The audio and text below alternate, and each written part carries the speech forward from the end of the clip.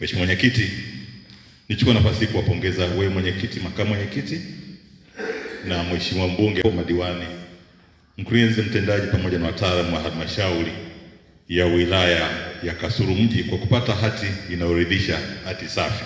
Naomba tujipige makofi. Ikiwa ni matokeo ya uchaguzi uliofanywa na mdhibiti wa mkaguzi mkuu wa hesabu za serikali kwa mwaka wa fedha ulioisha mwaka tarehe 30 Juni 2025. Niseme kwa kifupi, hongereni sana kwa kupata hati safi na hongereni sana. Aidha, tunachukua fursa hii pia kuwapongeza kwa kukusanya mapato ya ndani kwa 98% ya lengo lililowekewa kwa mwaka 25-26. Mafanikio hayo si madogo, ni makubwa, na niwapongeza kwa commitment kubwa mliofanya. Pamoja na pongezi nyingi, pia nitakuwa na baadhi ya mambo ambayo yanaweza kusaidia kuongeza mapato katika halmashauri yetu. Lakini la kwanza, Mheshimiwa Mwenyekiti, ni swala la usalama. Swala la usalama kwenye halmashauri zetu ni swala la msingi sana.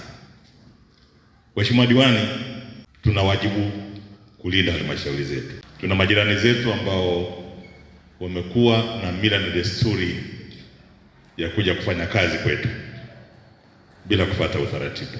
Niwaombe sana Mheshimiwa Diwani, tukiruhusu hali ya namna hiyo, tutakuwa na uhamiaji haramu. Mwisho wa siku tutashindwa kuwasimamia. Nchi hii ipo, ni ya kwetu, na mgeni yote anayekuja kwenye nchi yetu lazima kufuata sheria. Imekuwa ni kama culture kwamba wanakuja kutafuta maisha, yes, lakini taratibu zipo, lazima wanifuate. Lakini watendaji wetu wa Jamhuri ya Muungano wa Tanzania, mna kazi ya kufanya kuona halmashauri inakuwa salama. Tuna watu wa uhamiaji, tuna watu wa polisi, TPDF. Ndio maana Jamhuri ya Muungano wa Tanzania imewaleta kusimamia usalama. Bila usalama hatuwezi kufanya chochote. Bila usalama hii miradi tunasema miradi haitakuwepo. Kwa hiyo ni maoni yangu na maelekezo yangu, swala la usalama kwanza. Watendaji mna wajibu kufanya kazi, lakini wenzetu ambao ni wanasiasa mna nafasi ya kufanya, kwa sababu wapiga kura wenu wengi wakielewa, swala ni elimu, wakielewa watasaidia sana kunusuru nchi yetu kuingiza wageni kiholela, ezifu sisi wenye nchi hatupo. Lakini la pili, swala miradi. Mheshimiwa Diwani, mnakaa sana kusimamia miradi kwenye kata zenu. Ni aibu sana mkuu wa mkoa, mkuu wa wilaya, mwenyekiti wa halmashauri kuja kwenye kata yako akakuta shule imejengwa hovyo, madarasa yamejengwa hovyo, barabara imejengwa hovyo, hospitali imejengwa hovyo, wakati wewe mwenyewe upo. Wananchi wako wanakutegemea wewe, na ndio maana wamekupa hizo kura. Zitumie kura kesho, ukiondoka baada ya miaka 5, uache alama kwenye kata yako. Ni swala la msingi sana. Lakini vyombo vyetu vya ulinzi na usalama, kamati ya usalama, mna kazi ya kufanya, lakini watendaji wetu mna kazi ya kufanya. Ni aibu sana, watendaji mpo, mheshimiwa wapo, alafu mwisho wa siku nakuta barabara inajengwa chini ya kiwango. Si jambo jema na wala sio jambo lenye tija.